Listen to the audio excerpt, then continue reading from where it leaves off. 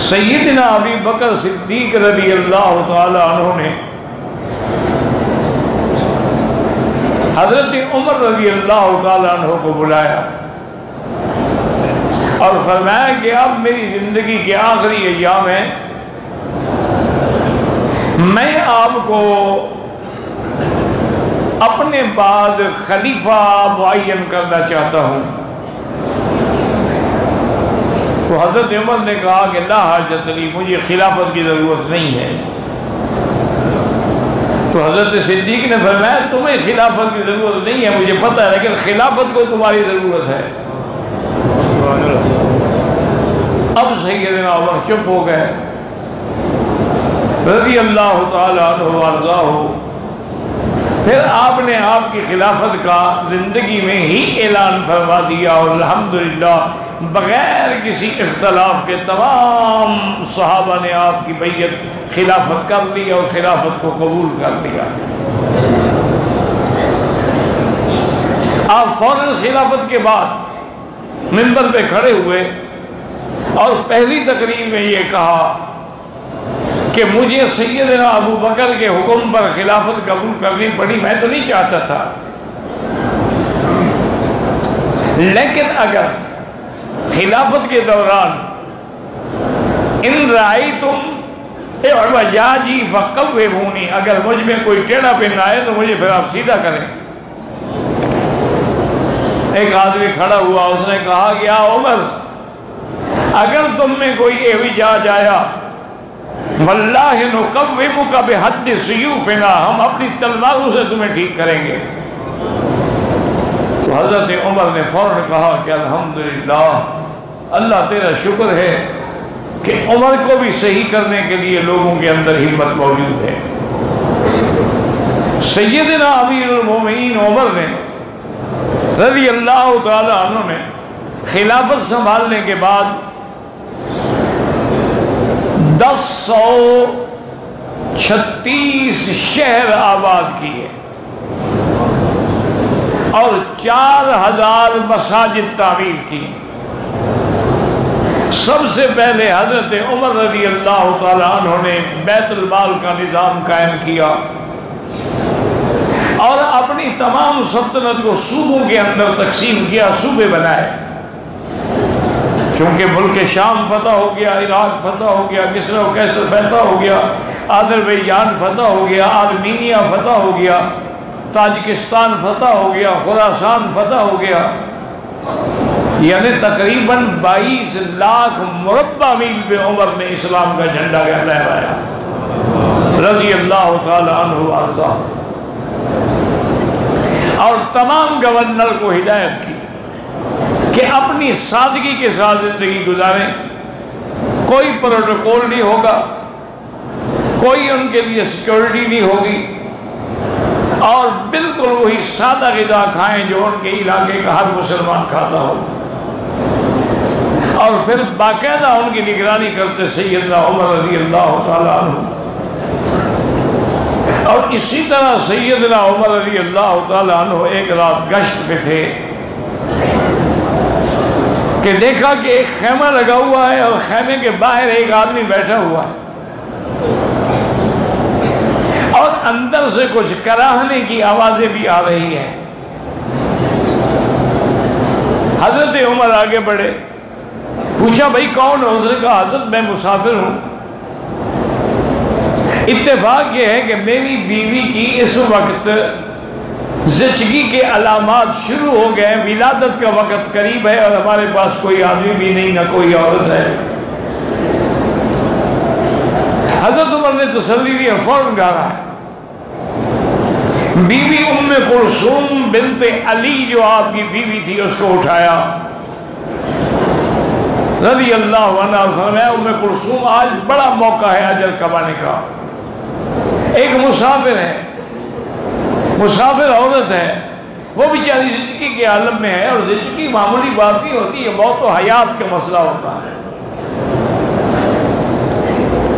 Be be ام کلثوم نے فوراً سامان تیار کیا اور حضرت عمر نے بھی کچھ کھانے پینے کی چیزیں اٹھائیں، جلدی سے خیمے میں پہنچے اور آپ نے آگ جلائی آگ جلا کے آپ نے ان کے لیے حریرہ تیار کیا، بی بی اندر چلی گئی۔ اب وہ بندہ حیران ہے کہ یہ کون فرشتہ رحمت ہے جس نے ہماری اتنی مدد کی ہے؟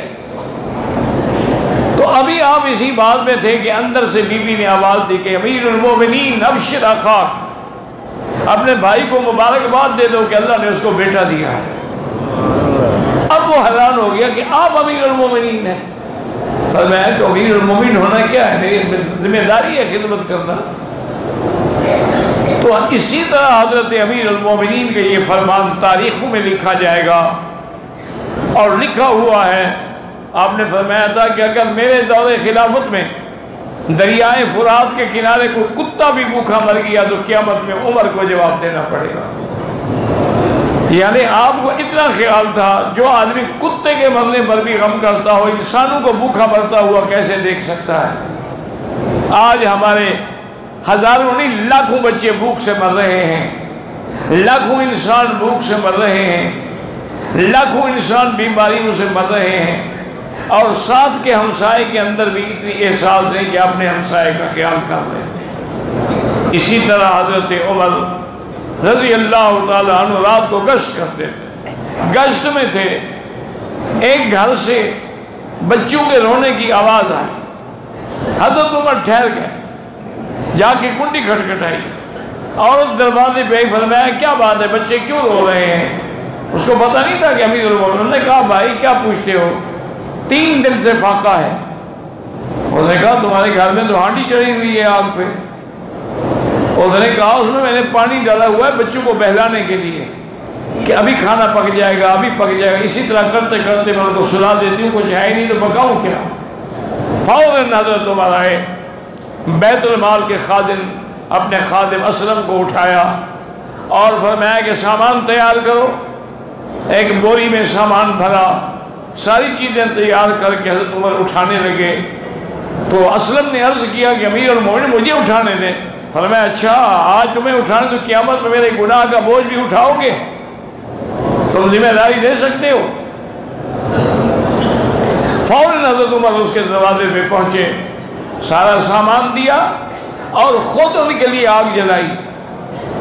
آپ کے خادم سالم کہتے ہیں کہ آگ جل نہیں رہی تھی، لکڑیاں گیلی تھی، اتنا دھواں اٹھ رہا تھا کہ داڑھی مبارک بھی دھوئیں سے بھر گئی، لیکن حضرت عمر نے آگ جلائی اور اس پر گھی بھی ڈالا، آٹا بھی ڈالا، دودھ بھی ڈالا، حریرہ قسم کی کوئی یا جیسے حلوہ ہوتا ہے یوں سمجھ لیں، وہ تیار کیا اور بی بی کو کہا کہ بچوں کو بلائیں۔ بچوں کے سامنے کھانا رکھا، بچوں نے کھانا کھایا۔ کھانا کھا کے حضرت عمر بیٹھ رہے دیکھتے رہے۔ جب بچوں نے کھانا کھا لیا تو بچے کہنے لگے کہ یا اللہ اس کو امیر المومنین بنا، جو ہماری خبر گیری کرتا ہے، تم نے عمر کو بنایا ہے جو کسی کو پوچھتا بھی نہیں ہے۔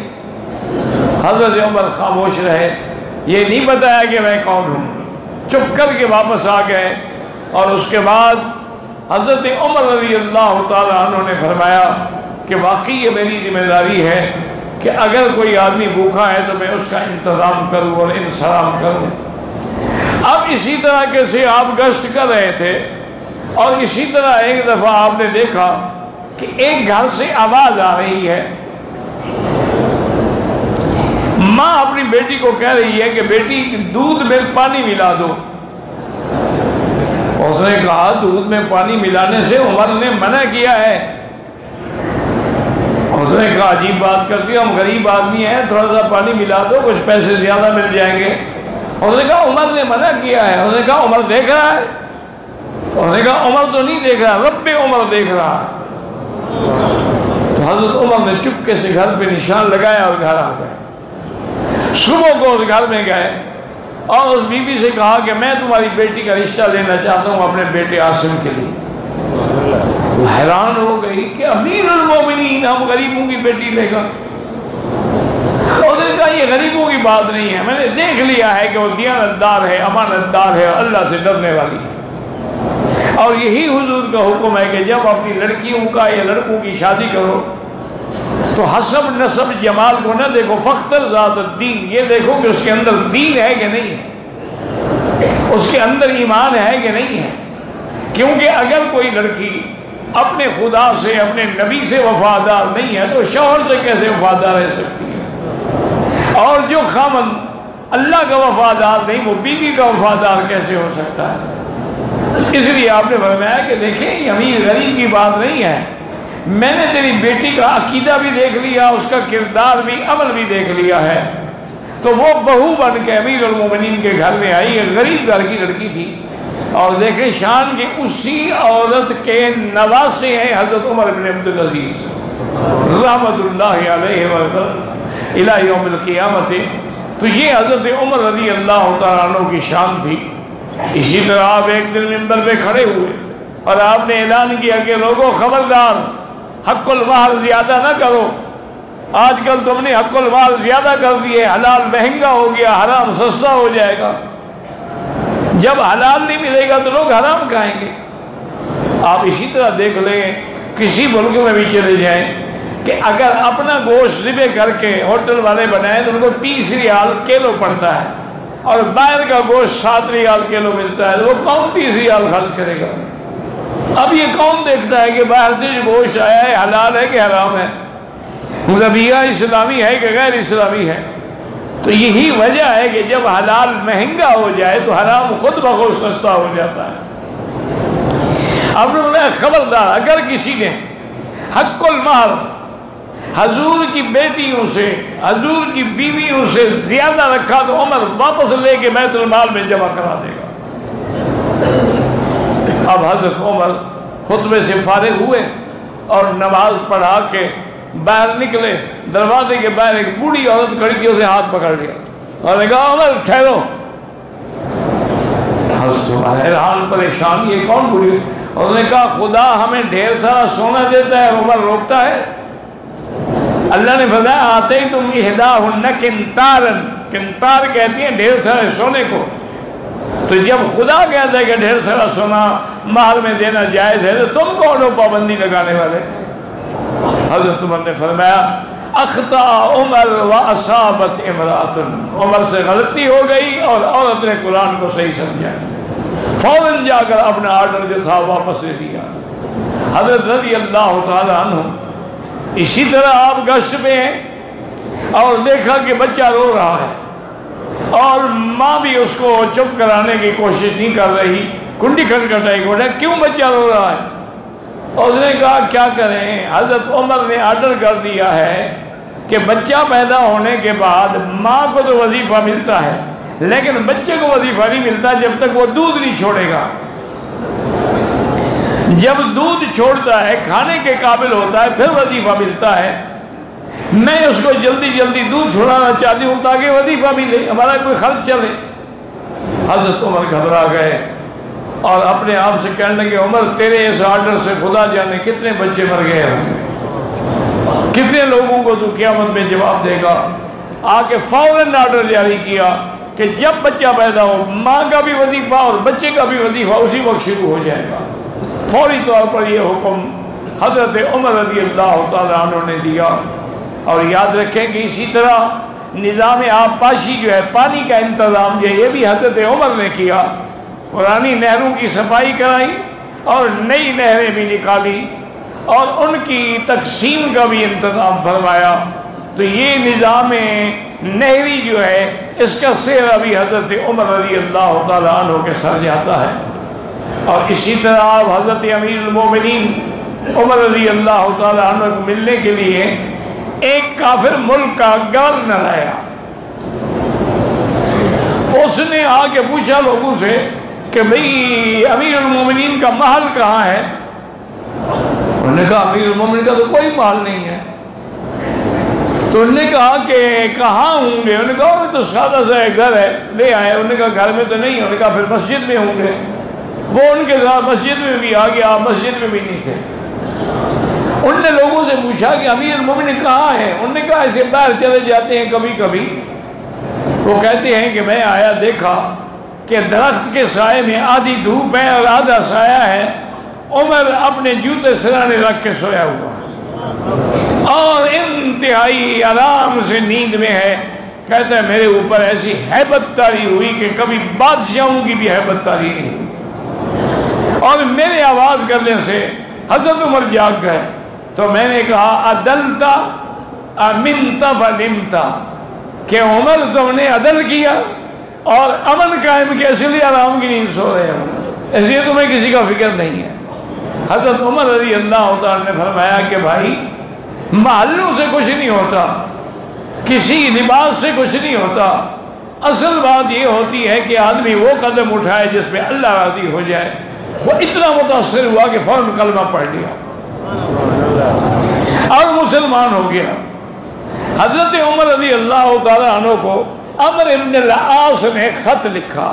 عمرو ابن العاص اس وقت مصر کے گورنر تھے۔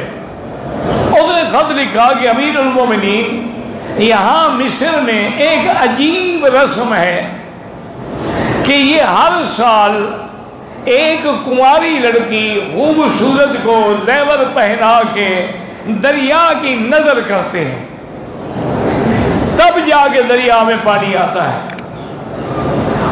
اور پچھلے سال میں نے ان کو روک دیا کہ یہ تو غلط بات ہے، دریا کو نظر کرنے کا کیا معنی ہے؟ تو نتیجہ یہ نکلا کہ دریا میں پانی ہی نہیں آیا۔ اب مصر میں قحط سالی کا خوف ہے۔ آپ مجھے فرمائیں میں کیا کروں؟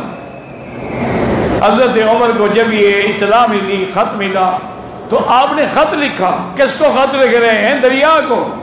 من امیر المومنین عمر بن الخطاب الى بحر النیل ان کنت تجری من قبلک فلا تجری۔ حضرت عمر تمہیں خط لکھ رہے ہیں، اگر تم اپنی مرضی سے چلتے ہو تو آج کے بعد مت چلنا، اگر تم اللہ کے حکم سے چلتے ہو تو فجرے۔ اور کہا کہ عمرو بن العاص سے کہیں میرا خط لے کے دریا کے درمیان میں جا کے رکھ لے۔ حضرت عمرو بن العاص بھی دریا میں جا کے خط رکھا۔ ایک رات میں 16 ہاتھ پانی چڑھ گیا اور اس کے بعد آج تک نہیں رکا۔ حضرت عمر کے خط کا یہ اثر ہوا، آج تک حضرت عمر کی وجہ سے وہ دریائے نیل چل رہا ہے۔ اس کے بعد پھر نہ نظر دینی پڑی اور نہ کوئی کنواری لڑکی بھینٹ چڑھانی پڑی۔ حضرت عمر کا اسی لیے علماء نے لکھا ہے کہ 4 عناصر پر آپ کا حکم چلتا تھا۔ ایک دفعہ آپ مسجد میں کھڑے ہیں، خطبہ دے رہے ہیں، اسی اثناء میں فرمایا یا ساریۃ الجبل، یا ساریۃ الجبل، یا ساریۃ الجبل۔ صحابہ حیران ہیں کہ یہ کیا ہوا خطبے کے دوران یا ساریۃ الجبل؟ خطبہ ہو گیا، نماز ہو گئی، صحابہ نے پوچھا حضور یہ کیوں کہا؟ انہوں نے کہا ساریہ اس وقت نہاوند میں کافروں کے ساتھ جہاد میں مصروف ہے، اللہ نے میرے آگے وہ منظر کھولا ہے، مسلمانوں کو شکست ہو رہی تھی تو میں نے یہاں سے کاشن دیا ہے ساریہ کو کہ پہاڑ کو پشت پہ رکھو اور پھر حملہ کرو۔ اب صحابہ حیران بھی، نہاون تو مکے مدینے سے 1 مہینے کا فاصلہ ہے۔ حضرت عمر یہاں سے آواز دے رہے ہیں، کہتے میں کاشن دے رہا ہوں۔ حیران تھے۔ 1 مہینے کے بعد جب حضرت ساریہ فتح کر کے ملک کو خوشی سے واپس آئے، مدینے والوں نے استقبال کیا، حال احوال پوچھا، انہوں نے کہا ہم شکست کھا رہے تھے کہ عمر کی آواز آئی۔ عمر کی آواز آئی کہ یا ساریۃ الجبل، تو میں نے فوراً پہاڑ کو پشت پہ رکھا، حملہ کیا، اللہ نے ہمیں فتح عطا فرما دی۔ تو یعنی آپ کا ہواؤں پر بھی حکم چلتا تھا، دریاؤں پر بھی حکم چلتا تھا۔ اسی طریقے سے آپ ایک دن مدینے میں کھڑے ہیں کہ زمین میں زلزلہ آیا، آپ نے اپنا درہ جو تھا وہ زمین پہ مارا زور سے اور کہا اس وقت ٹھہر جاؤ، کیا عمر نے تم پہ عدل نہیں کیا؟ زمین کا زلزلہ جو تھا رک گیا۔ تو مٹی پر بھی آپ کا حکم چلتا تھا۔ ایک دفعہ مدینے کی طرف آگ بڑھ رہی تھی، حضرت عمر نے اپنے گھوڑے کو دوڑایا، آگ کے مقام پہ پہنچے اور اس پہاڑ پہ جا کے دبا مارا اور کہا کہ آگ تمہیں پتہ ہے کہ آگے مدینہ منورہ حضور کا حرم ہے، حرم کی حد شروع ہونے والی ہے، رک جائے یہاں۔ جہاں کوڑا لگا تھا وہیں آگ رک گئی اور آج تک وہ علامات بھی موجود ہیں۔ تو حضرت عمر رضی اللہ تعالیٰ عنہ کے 4 عناصر پہ اللہ نے کرامات کا ظہور کیا ہے، ہواؤں پر بھی، دریاؤں پر بھی، مٹی پر بھی اور آگ پر بھی۔ لیکن سادگی کا یہ عالم تھا، کوئی آدمی یہ دیکھ کے جان نہیں سکتا تھا کہ امیر المومنین ہیں۔ خطبہ دینے کے لیے کھڑے ہوئے، ایک آدمی کھڑا ہو گیا، اس نے کہا کہ یا امیر المومنین لا نسمع، ہم تمہارا خطبہ سننا نہیں چاہتے۔ میں کیا بات ہے بھائی؟ اس نے کہا کل آپ نے جو کپڑا تقسیم کیا ہے ہر آدمی کو 2 گز دیا ہے، 2 گز سے قمیض نہیں بن سکتی، اسی کپڑے سے آپ کی قمیض کیسے بن گئی ہے؟ تو حضرت نے فرمایا عبداللہ ابن عمر اپنے بیٹے کو بھی کھڑے ہو کے میری صفائی دو۔ عبداللہ ابن عمر اٹھے، انہوں نے مجمع کے سامنے کہا کہ واللہ میں نے اپنا 2 گز کپڑا جو ہے وہ ابے کو دے دیا تھا تاکہ ان کی قمیض تو بن جائے، ورنہ نہ میری بنتی تھی نہ ان کی بنتی تھی۔ انہوں نے کہا اذن قل فاسمع، اب تم تقریر کرو، اب ہم سنیں گے۔ تو حضرت عمر رضی اللہ تعالیٰ نے خطبہ جاری رکھا، اور اللہ تبارک و تعالیٰ نے آپ کی زبان مبارک میں اتنی تاثیر رکھی تھی کہ اللہ تبارک و تعالیٰ کے حکم سے جہاں بھی آپ نظر ڈالتے تھے اللہ نے آپ کے لیے فتوحات کے دروازے کھول دیے۔